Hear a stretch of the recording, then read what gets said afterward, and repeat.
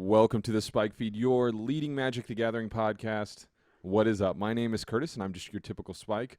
On the line with me, well lit today, if I might say so, is my good buddy Cameron. What's up, man?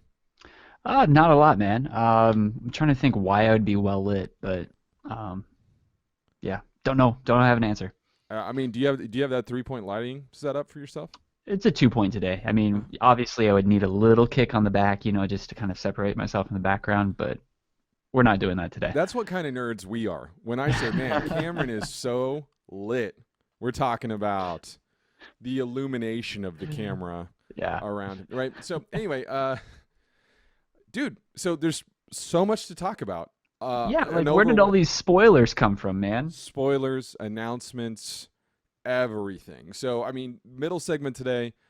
I mean, really diving deep. There's a million spoilers. We're definitely going to miss some, but we've got to talk about a lot of them. And some other announcements came out of PAX West, but is that what they call it? PAX Prime, PAX West, something like that. It's PAX over there. Mhm. There's also the World Championships going on. So there's just so much happening. But we like to start out every week talking about what we've been playing, what we've been doing. So, Cameron, I'm going to start with you, friend. What have you been doing this week? I'm back on my legacy uh, bandwagon or whatever. It was Glad to all hear it. legacy this week. So this week I first and foremost played Deathblade on Magic Online and took that through one of the competitive leagues and actually did for me fairly well for competitive leagues. Lately I've been, we'll just say, if I play Stoneblade or any sort of version of that, I don't really do too well. But this time I felt like I did pretty well, 3-2, Mm-hmm. which is great.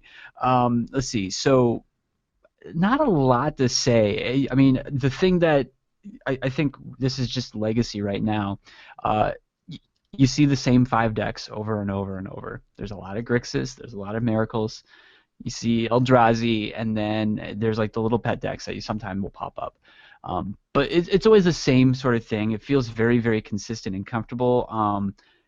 Because of that, I feel like my sideboard has just kind of perfectly tuned, which I would say doesn't always happen when you're like in your local shop, where sometimes you just don't know if somebody's going to be playing some crazy deck that you just have no answers Nick for. Fit, for Yeah, example, right? right, yeah, yeah.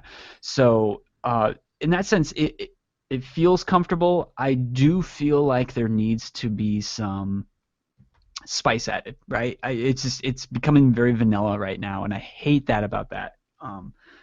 So anyway, because of that, I put on the brewer cap. Mm-hmm. Okay, this is very dangerous for me because I should never brew. Well, Uh, it's a little out of your comfort zone. I don't know that you should never do it, right? But it's not something you yeah, typically do. That's fair, yeah. right? So anyway, blue white spirits. It's a thing in standard, of course. It's a thing in modern. Mm. Spell Queller is a real legitimate threat. I would say Mausoleum Wanderer is also really really good. And I was thinking like, okay, so in Legacy, Merfolk is a thing. Every once in a while, I'll see like these blue-white Stoneblade decks that use Aether Vials and Judge's Familiars and do the same sort of thing with turn one Aether Vial with turn one creature that you can sack to counter something, right? So Sure. I'm doing that with a blue-white Spirits deck using Spell Quellers, Mausoleum Wanderers, Rattle Chains, and then Geist of Saint Traft. I'm using that just to see like, hey, it'd be kind of fun to play a Geist at instant speed. I'm playing some Aether Vials on that, and then just I'm putting the Stoneforge package in there, so Mm-hmm. the Batterskull Jit package. Um, this is going to be a train wreck, I'm sure, but I'm really, really looking forward to it. So I've got a brew. I'm going to put up a deck list later today, I think, just so people can see it if they want to, and either support me or just make fun of me for the fact that I've made such poor decisions in my deck building. But anyway, I'm looking forward to it. It should be fun. And yeah, hopefully I can keep people off guard with like, why is he playing a Mausoleum Wanderer on turn one? Hey, well, to be fair, there are certain decks in Legacy that have legitimately no way of killing a spell queller, right? Mm-hmm. We're talking about decks that are super, like, if you get a glimpse of nature off of combo elves, they are not taking the spell queller off the board ever, ever, ever. So there are some Yeah. cool things with it. I'm worried that you don't have the power level that you need to get over the top, but it is definitely worth trying. And dude, to your point, this has been a huge problem with Legacy and a lesser extent Modern. Talk about stagnant formats right now. Yeah. Like, oof. I mean, Legacy feels like it literally has not changed in a year. And I refuse to believe that the cards that they're printing are the issue. I really think it is the lack of high-level tournaments Mm-hmm. has really forced players to not innovate, and it's just kind of gotten very samey on Magic Online. I mean, there's just not a large Yeah. population playing Legacy on Magic Online anyway. To be fair though, I mean like Eldrazi I think is like the thing where it's like holy cow, a whole bunch of new cards have come in and there's like a whole new archetype of a deck that exists, right? Like Right. I would say that was kind of interesting and spicy that happened what in March? I Yeah, can't so I guess that remember. would be like 6 months ago. Maybe a Yeah, year's too much of a stretch. But after that, it just hasn't felt like anything's like nothing from Eldritch Moon or Innistrad has really made an impact. I will agree with that. Yeah. And so I'd like to see some changes there. But yeah, you're right. Oath of the Gatewatch was massive. So, uh, dang it, did I just say you're right on the air? Yeah, I mean, let's write this down. Edit, get it in an edit. Get it in post. Let's clean that up. No, but anyway, like I just keep looking at the top 8 deck list or the top metagame deck list on MTG Goldfish, and I've forever now I've sold down from 4 legacy decks to 1. I have my Maverick, and I'm kind of slowly piecing together 4-color loam from that, Mm-hmm. and there's been like no incentive to. I haven't played in a legacy league. I haven't played Paper Legacy in a long time, so it's just kind of like, yeah, when I get there, I get there. Yeah. But Modern, I think, is also kind of problematic in this way, and that even though the new cards have made a huge difference, the format feels very set. Mm-hmm. Because I mean, while we all hate the bannings, and I think there were a lot of problems with it, uh, the fact that there's not a lot of high level play doesn't push the format in an innovative direction. It just Yeah. leaves guys like you and me who are not really incentivized to go outside of our comfort zone because we're playing in tournaments that tens of dollars are on the line, right? So whatever, I'm just gonna wake Yeah. up, I'm gonna grab my legacy or modern deck and go play it, and maybe I'll try a new card or two. Um, anyway, so the Brewers out there, we need you guys. Come on, step up your game a little bit. Yeah. Yep. Um, so for me, I played Standard a little bit this week, and nothing really to say. I feel like I've been banging this drum for Ban Humans for a long time, and it's weird because it keeps doing well at tournaments. Brad Nelson did really well at the Players Invitational. Brian Braun-Duin crushed with Band Humans at the World Championships and the Standards. So, I mean, it's like a deck that not a lot of people like to play anymore, and I love Mhm. playing it. And I even I have the pieces for the other Collected Company deck, and I have not built it because on in paper anyway, because I just don't have any desire to. I think the Humans deck is better, especially at an F&M level. Mhm. So I played like a Saturday afternoon 5-man tournament that was not worth really sharing about. The most interesting match was against Grixis Thermo thing in the ice. Um, Okay. That's and cool. so the blue red Thermo thing deck has been around a little bit. So now people are adding black. I actually like this version of the deck better because it adds collective brutality, which is the discard spell from Okay. Eldritch Moon, and that gave it a lot of game. Not against me because me discarding an instant or sorcery. Like, hopefully you have a Collected Company. I kind of said I wouldn't say this on the air, but I'm just going to share a little bit about it, right? Okay. So I kind of, one of my biggest pet peeves, and if you're out there listening and you're at like a casual REL, like an F&M or a Saturday afternoon tournament, please don't be the guy that rule lawyers. Please don't be that guy, especially if you're unsure. So here's what happened. I'm playing against Teamer Emerge, right? Mhm. The guy he has an Ishkana on play and then 3 spiders. He attacks me with the Ishkana. I don't block, I take 3. He second mains, plays another Ishkana to get 3 more spiders, right? Mhm. And he says, go. And so I go, okay, Collected Company. Resolve my Collected Company. And then I go down tab. He goes, whoa, whoa, whoa. That wasn't your main phase? And I said, I haven't untapped or drawn. And he said, Yeah. but you didn't say at your end step. Okay? So, Yeah. Yeah. and then we had another issue where he told me I couldn't tap my mana in response to an Elder Deep Fiend, and we had to call a judge. Like, this is at a 5-man, like, Saturday afternoon turn. Please just be a little bit more casual and respectful. I know for some people hey, maybe that is the most competitive REL. But it was really a frustrating experience, and it makes me not want to play at that shop when I know people are going to be like that, you know? Yeah, yeah, So, okay, I got it out of my system, Cameron. I'm done complaining. So I got to ask you, yeah. did you watch the World Championship? Any of it? I accidentally clicked on it when I was trying to watch Overwatch videos, so Dude, you are no. deep on Overwatch. Oh, it's sick right now. Yeah. Well, I'm glad you're digging it. There's not much to say about the World Championship except, hey, they debuted a bunch of cards. There's some really good matches going on. I think right now, Standard is the most interesting of the formats that they're playing. Modern is fine. Modern is whatever. Um, but then the draft, I don't know. I felt like the draft again was very clunky on live stream. That's something they really need to address because it is just the biggest momentum killer. It's like, guys, this is the World Championship. It's the biggest tournament in Magic. Look at this crazy trophy. Tens of thousands of dollars on the line. Let's watch a guy open a pack. And it's just it's a little anticlimactic. So that's something they need to work on. And they also need to work on when the stream starts versus when the actual match starts. Because for day 2, that was like a 15-minute gap of them just being on air talking about standings. And we just don't need that much pregame. I mean, yeah, that happens in the NFL or whatever, but there's a lot more to say.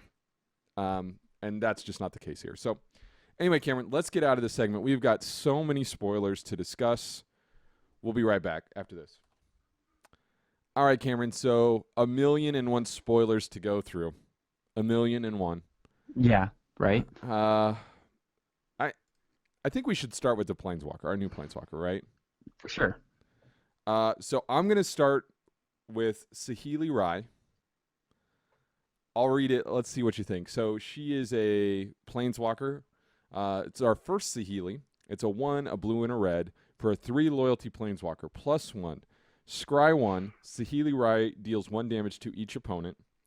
-2. Create a token that's a copy of target artifact or creature you control, except it's an artifact in addition to its other types.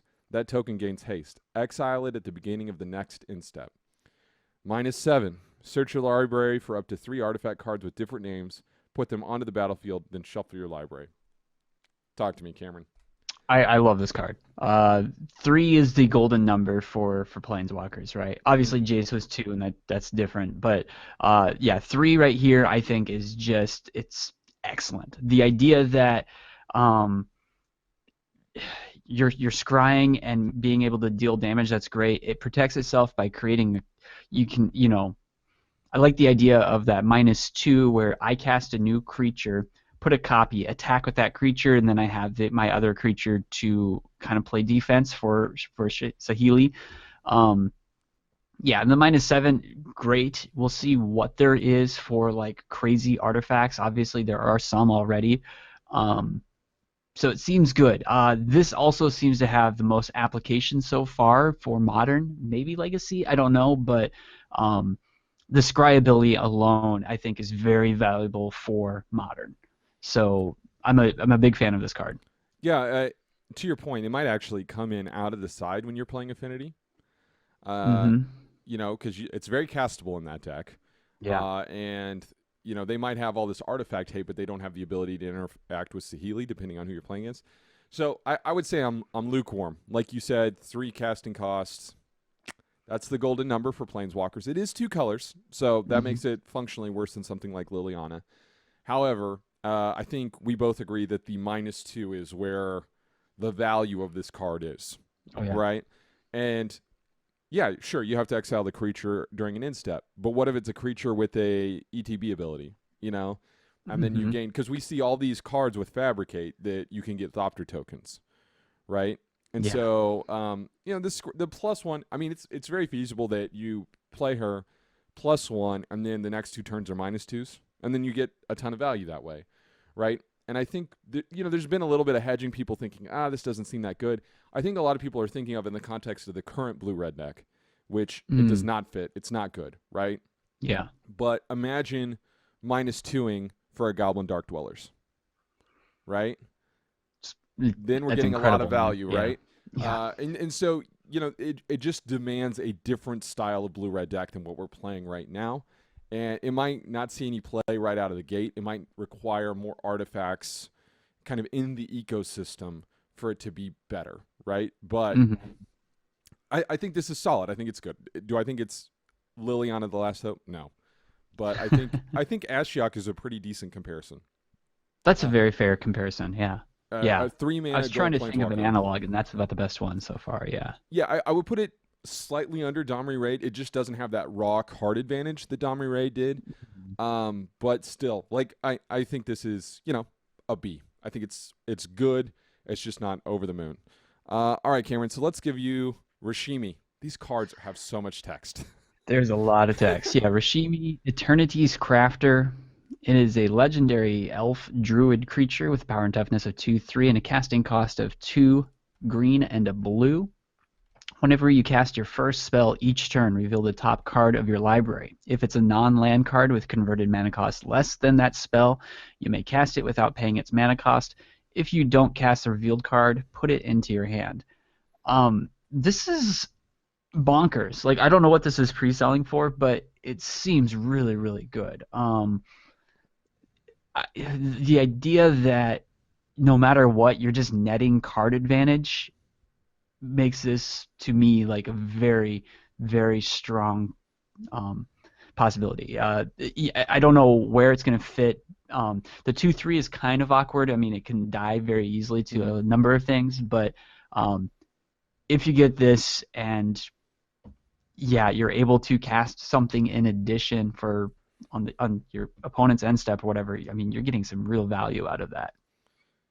Agreed. So if you look at this current standard decks, and you just, by the way, I'm so excited about rotation, so that way I don't have to keep track of what's in Origins and what's in Right. Dragons of Tarkir. Like, what an awkward thing that's been. But if you look at it, so I think there's still going to be some variation of Bant, whether it's Bant humans or just Bant. Like, yeah, pulling collected companies and Dramoka's commands make it a much different, like a much more fair deck. We'll say that, right? Mm-hmm. But you still have all these synergies, and you have to have a way to gain card advantage. Tireless Tracker is clearly that. And then you have this card, which, if you can get the engine going, is crazy, right? I mean, you're basically always netting a card, right? You have to brick, like, it has to be entirely lands in your hand for you Yeah. to brick, which, I mean, that will happen with any card. So I really like this card. It's just a matter of if, because it's gold and 4 mana, if it fits, like, Tomio might be seeing play in this spot instead Mm-hmm. of this. But man, talk about just raw advantage. It's really good.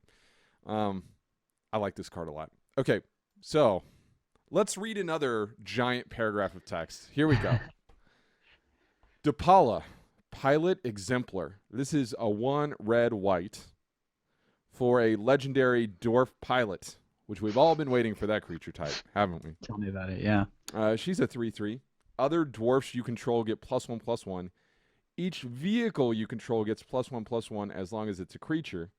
Whenever Depala, Pilot Exemplar, becomes tapped, you may pay X. If you do, reveal the top X cards of your library, put all dwarf and vehicle cards from among them into your hand, then put the rest on the bottom of your library in a random order.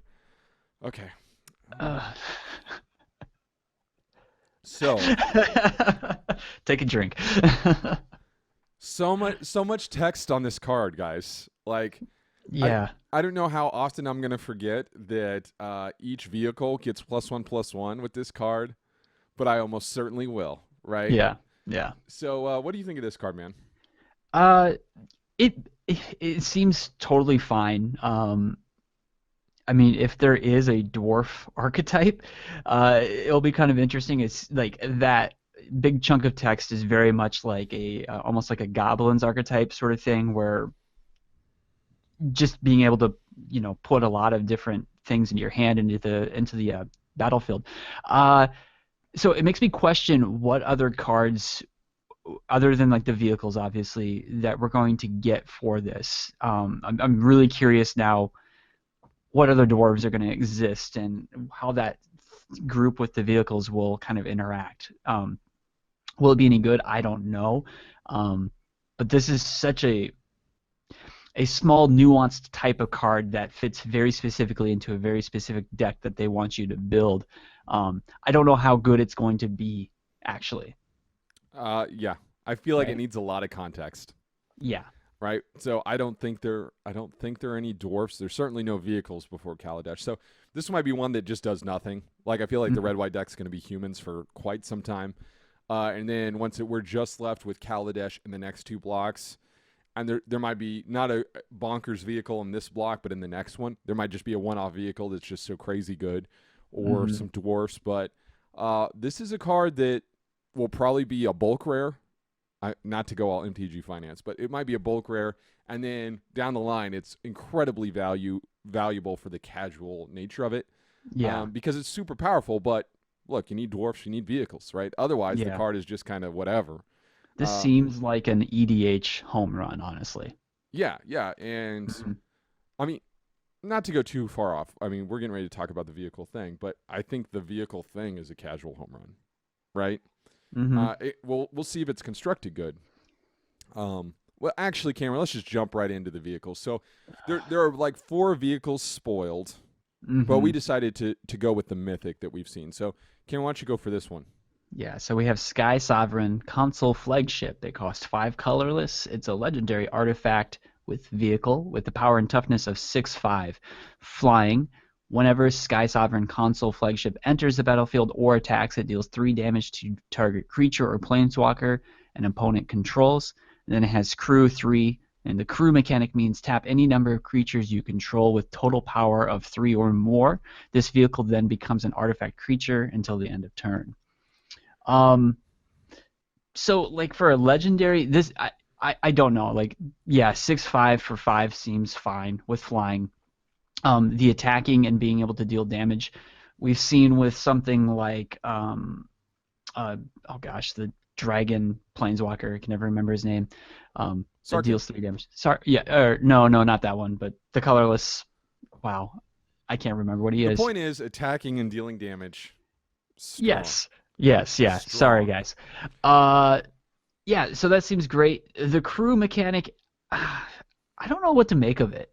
Like, I sounds kind of cool, I guess, but that's all I have to say right now. Okay, so it's weird, right? It took me a long time to wrap my brain around it. Obviously, MTG has never gone into this territory, but a lot of other card games have. Mm-hmm. Not to go old, back in my day, but the old Star Wars CCG, vehicles played a large part, starships, this kind of thing. Mm-hmm. And you got into these weird flavor moments, which we're going to get into with MTG, where Darth Vader jumps in the Millennium Falcon and shoots down a Star Destroyer that your opponent, you know what I mean? Like, Yeah, there's just yeah, all these weird kind of things that now in that game they had a very strict, like, I am the dark side, you're the light side. So some kind of shenanigans had to happen for you to get way too far off flavor. Um, but with this, like, look, Emrakul could drive a pod racer, right? And oh gosh. that's a thing that could happen. And tapping your own creature, like, and making this the thing, basically turns it into equipment, right? Mm-hmm. So I think it's helpful to think of these things as equipment, uh, because it essentially functions that way. Now, I haven't looked at the rules, but I would assume if they kill your vehicle, the creature, and it lives, but I don't know for sure. Yeah, I, and now I'm really curious too. How does this work with like summoning sickness? Let's say your creature, you put that into the battlefield, it has summoning sickness. I Can you believe still tap it to put it in one of these? I believe the vehicle cannot be summoning sick, but the creature can be. Okay. I Okay. think that's how it works. I mean, I watched the rules video, but there was, of course, a million questions I had. But look, I think this is a casual, like, to call it a home run would be an understatement. Hmm. Everybody I know that's a tabletop player is going to be so excited when they open this flagship, right? It's so fun and steampunky. And first of all, the art design for this set is Final Fantasy meeting the good elements of episode one, right? And so there's just these great, like, this skyship, like, that seems cool, right? And fun Oh and yeah. great flavor. Um, but in a constructed sense, I think the vehicle is probably that sees constructed play is probably not something like this, but probably something that's really cheap, low to the ground, that gives a creature evasion. So something like a Griff's Boon in Red White Humans, but it's a vehicle. Something like that just like really gets a lot of damage through very quickly. Mm-hmm. Um, I like the mechanic for limited too. I think that's going to be fun. Um, but weird. It's just so weird. And by the way, I feel like I have a responsibility to talk about this from the perspective of 16-year-old Curtis. Okay. I don't care what product you put it in. Please give me a Skyship Weatherlight vehicle, please, please, please. It's the only element of MTG lore I've ever cared about. I want the Skyship Weatherlight, pretty please. That's all I'm Okay. asking for. I've never asked for anything in terms of flavor. Please. Okay, got that out of the way. So what's next here? We went from what might not be the most constructed playable thing to the most constructed playable thing. Yeah. New Fastland. So I'm just gonna talk about Concealed Courtyard. I think we have all five, but only three in English or something like that. So Yeah. Concealed Courtyard these are mirrors of the Scars lands, but they're enemy colored. So Concealed Courtyard enters the battlefield tapped unless you control two or few other lands. Tap, add white or black to your mana pool. So for those of you who haven't played with these cards before, basically lands 1 through 3, these come into play untapped. If it's your fourth land, it comes into play tapped. So Cameron, huge, Yeah. right? This is massive. Some people were speculating that these might be fetch lands instead, but instead we've got these other highly modern playable cards.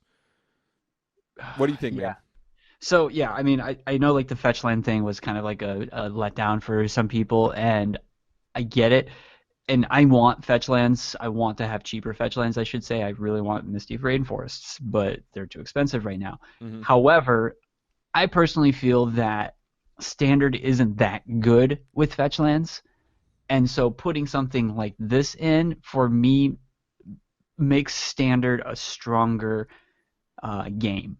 And so, yeah, I'm excited. I mean, like, yeah, you get like the enemy colored lands that you're going to use these in modern as well, or they have application in modern.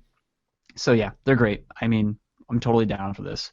Yeah, so right now, almost every deck plays some number of these in modern, unless you're like Scape Shift or something and you have like a synergy.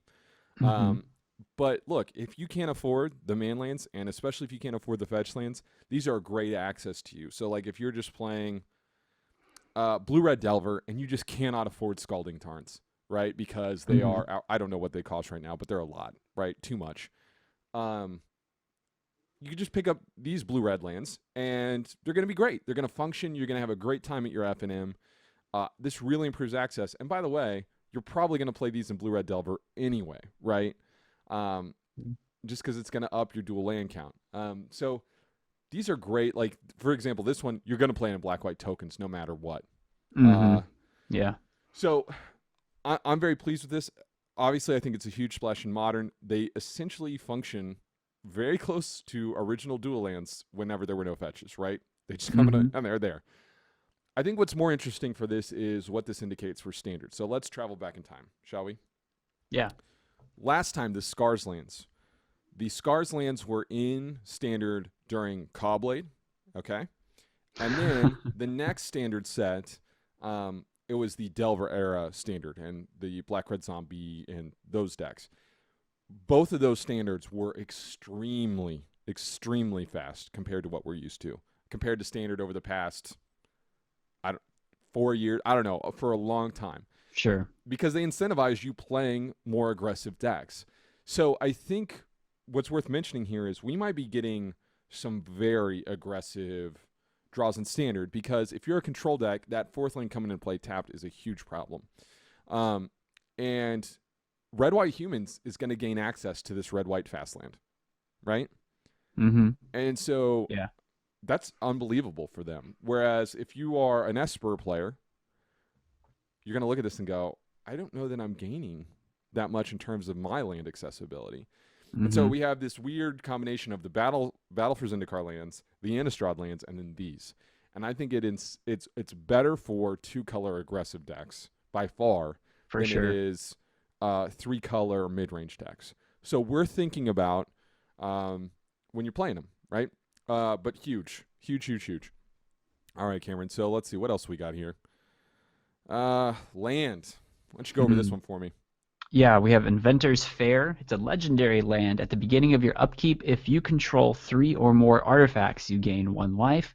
Tap to add a colorless to your mana pool, and then pay four and tap, sacrifice Inventor's Fair, search your library for an artifact card, reveal it, put it into your hand, then shuffle your library. Activate this ability only if you control three or more artifacts. Um, yeah, I mean, does Affinity really need another great card? I mean, like to me, like I just saw that and like, man, yeah, yeah, like it's gonna be great. I mean, like the idea that you can pay for sack to find like whatever tool you may need in Affinity is huge. Like I don't think they have like a real tool like this to like really search up and find like the key component they may need for their deck. And it really costs them nothing. Like Yeah, right. there's almost no downside. First of all, it doesn't come into play tapped, which is kind of bizarre. Mhm. And incidentally, they're going to gain life off this.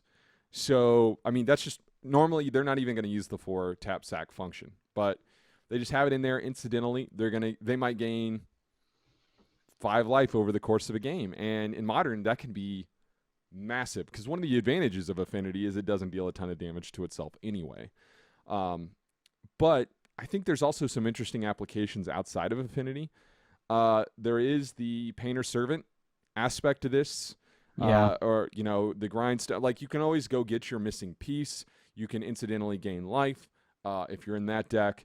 Any kind of Thopter Foundry combo. I mean, that Thopter Foundry deck is not seen a lot of play modern. I had some really mixed results with it, but I mean, I think you'll probably play that. It's a blue-white deck. You have this. Why not? Right? You can just go Yeah. get your missing piece, and the fact that you have redundancy and that you can gain life is pretty sweet. Um, Tesserator decks. In Vintage, I think this is going to see play Oh, for sure.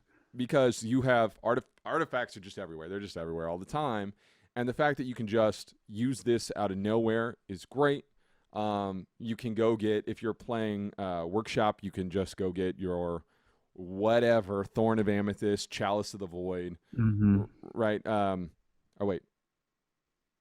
Yeah, you put it in your hand, right? So Chalice is fine. Yeah. So yeah, there's just so much utility in this card, and I think this is the one card that I looked at and said, multi-format, we're going to see this card. This card is Yeah. going to exist forever, everywhere.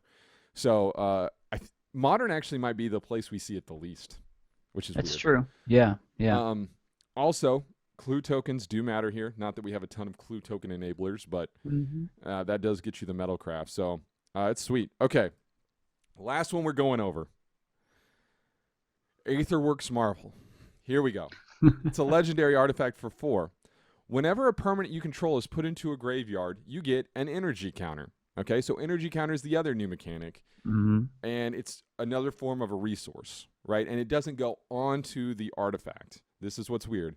You as a player, it's like poison counters. You as a Hmm. player have X amount of energy in your system or whatever. That makes it sound like it's an energy drink. That's not what we're talking about. So, and then it says pay 6 energy counters. Look at the top 6 cards of your library. You may cast a card from among them without paying its mana cost. Put the rest on the bottom of your library in any random order. This is a mythic. Um, you don't have to sack it whenever you That's big. utilize this function. Yeah. So it is big in that way. But I think the bigger thing is the fact that there's a new resource in the energy. So what do you think of this card, Cameron? What do you think about the energy mechanic? Yeah, well, I mean, like this card, it seems great. I'm really curious to see. I mean, like the idea that you can look at the top 6 cards and put like whatever card is in there, like to essentially cast a free Emrakul is great, right? And I look at this card and it seems to have the most possibility for like a combo potential. Mm-hmm. If and then like if we're looking at something like Modern or Legacy, um, I don't know if like energy will actually be something that you can fit into certain decks, but the idea that you are playing like an Emrakul type deck, like old Emrakul type deck, and are able to somehow use a combo to, look at the top six, you were brainstorming and there it is, and then you can swing in for whatever, right? So seems great. I'm very curious with this card. It seems to have a lot of potential. Whether or not it actually lives up to my expectations, I don't know. So, yeah, worth pointing out here. So, the energy thing is universal across all the energy producing cards. So, if you have another card that produces energy, you can use it like mana, right, to pay for the Aetherworks Marvel. Mm-hmm. So, it's what's crazy to me is that they've pushed it the sides of the design so much that we're getting energy and vehicles in the same set. Like, guys, that's a lot to take in at once. So the energy thing, I feel like it's going to be a very Kaladesh centric mechanic, and as such, Mm-hmm. I don't know that we're going to see it outside. But there's other ways to produce energy rather than just sacking permanents. That just happens to be the way this card does it. So I'm not really excited for this card as much as I'm just excited for the idea of playing with the energy mechanic Mm-hmm. and this kind of universal. And it could go the other way. In limited, they'll probably have cards that you're able to do something and give your opponent energy, right? And that's where we would see it be an eternal playable thing, and that in standard or limited, giving your opponent energy is like a real problem because they might have something to take advantage of it. But then in old sets, they have nothing, right? Sure. So then, like, if they're playing Storm and you have something that, like, opponent discards 3 cards and gains 10 energy, like, it just doesn't Yeah. matter to them, right? Because they can't utilize it. So it's a very interesting thing. Like I said, I'm not necessarily in love with it with this card, but cool, right? Yeah. Just give me your impressions of Kaladesh so far, because now we've seen so much of it. Dude, if anything, it's a flavor home run. Like the artwork and everything. Like I was a huge fan of Eldritch Moon. Like I really like that style, the darkness, and it's really cool to see almost like the complete opposite with this, where very colorful, very steampunky. You're right. Yeah, overall, flavor wise, I love everything. I like the new mechanics. There's like to me two insane cards that yeah are gonna see um, some long term play. So yeah, I'm excited. I am too, and I didn't realize how much I liked the flavor of this and how much I needed it. Hmm. But essentially, it's like we've been spending all this time in Hot Topic, and now we're across the street in the really cool hipster coffee shop, you know? Hmm. And For it's like sure. you didn't know you needed that vibe until you were in Hot Topic and they were blaring Slipknot, and you're like, okay, well, now let's peel back from that a little bit. Yeah. So the art design I'm in love with, and these new mechanics I think are I'm definitely looking at it from the perspective of a limited player. We're gonna have to see more of it to see how constructed playable it is, but so far so good. So, dude, let's get out of the segment, come back, and talk about what we've been doing this week. All right, guys, welcome back. Just talking a little bit about what we've been doing this week. Uh, so, Cameron, one thing we failed to mention Mm-hmm. is Dustin's almost assured excitement. I haven't talked to him this week about the return of the camel. So, there has been a camel spoiled for this set, and it's the third camel ever printed in Magic history of that creature subtype, right? Mm-hmm. So he's got it. It's not a camel lord, which is a little disappointing, but pretty sweet, right? Yeah, I mean, like, I was just as soon as I saw this, I'm like, well, camel tribal synergy is there. I mean, we get camel with banding and this O4 tasseled dromedary or whatever he is. I mean, like, holy cow! Like, I think we just broke the format. Well, yeah, exactly. Yeah, I mean, it's first of all, it's encouraging that WotC has completed the trilogy, and now you just need. So you have 12 camels, however many clone effects, right? Yeah, you get Mutavaults. yourself. Yeah, blue white camels. I like it. Yeah, yeah. So there's a lot of places you can go. Shapeshifter cards, right? They can be camels. Oh, Cavernous Souls. Well, dude, we just added like $160 to this deck. I Yeah, like it. yeah. Got to go foil Caverns if you really Hmm. want to make it right, right? But anyway, so that's very exciting for Dustin and for Dustin. us. Still no Camel Lord, still no Hawk Lord, and still top of my list. For the love of God, change your artifact frame. I guess the vehicles are a different artifact frame, but seriously, guys, the Mhm. silver has got to go away. Anyway, um, what have you been playing slash doing this week, Cameron? I know nothing.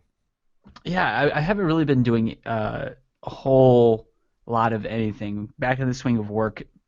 So honestly, it's just Overwatch. I'm totally obsessed with that game.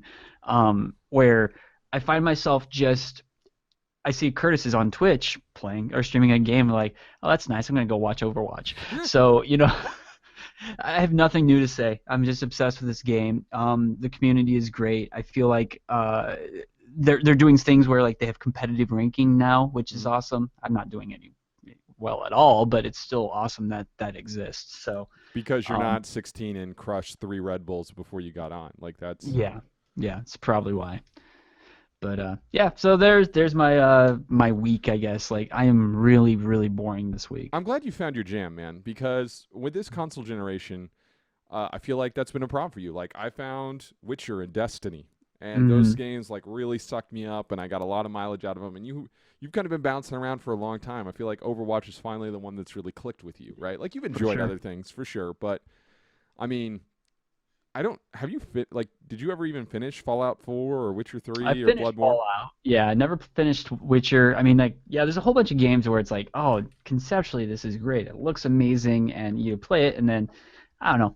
A lot of stuff has been forgettable. I haven't had that thing like like whenever the PS3 came out, there was Burnout Paradise, which I played an absurd amount of. I've sunk so much time into that I don't ever really want to go and see how much I logged in because it would just be insane. So like that was like the game where I would always just kind of come back every single year, play for a few hours, love it, just love that entire game. Mm-hmm. Um, I'm hopeful that Overwatch, at least that community will exist for a while. So we'll see. Yeah, I remember when you were playing Witcher 3, and my exact words were, "Cameron, it wants more than you're willing to give." Yeah, yeah. Because, I mean, honest to God, the second 50 hours is the best role playing game I've ever played in my life. You just got to get through that first 50 hours of pretty good, you Mhm. know? Mhm. But, like, hey, if you're not willing to put that in, too bad, man. Right? Uh, so, the game I've been playing is, and I don't want to talk about it because everybody's played it, but I just picked up Batman Arkham Knight. Like, I had purchased it previously and not finished it, and I wanted to actually go back and finish it because I'm on this whole Batman kick for whatever reason. Mhm. And too much Batmobile. I feel like everybody knows this about it already, but me.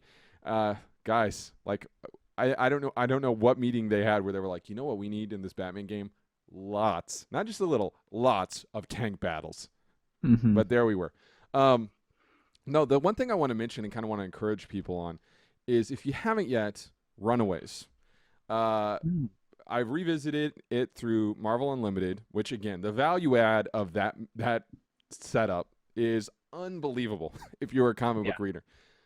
Runaways is kind of this small little gem that not a lot of people have encountered, and it looks very, this weird phase where Marvel was trying to grab some of the anime crowd that had picked up in the U.S., or I should say manga, and Mhm. we're trying to pull them in. But man, it is not that. It is just this exceptional story. Hulu is getting ready to turn it into a TV series. If you want to be one of the cool kids and read it before it gets on Hulu, you want to jump on that now.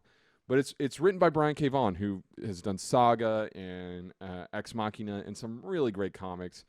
But it's just like I sat down to read an issue and I read 7, like just Mhm. straight shot. I just shotgunned them because it's just that much fun, and it reminds you how much fun Marvel, like original characters, can be when they're not trying to comment on other characters. It feels like that's what's happened so often is when someone's like, I'm going to make my own version of the Justice League and they're going to be hardcore.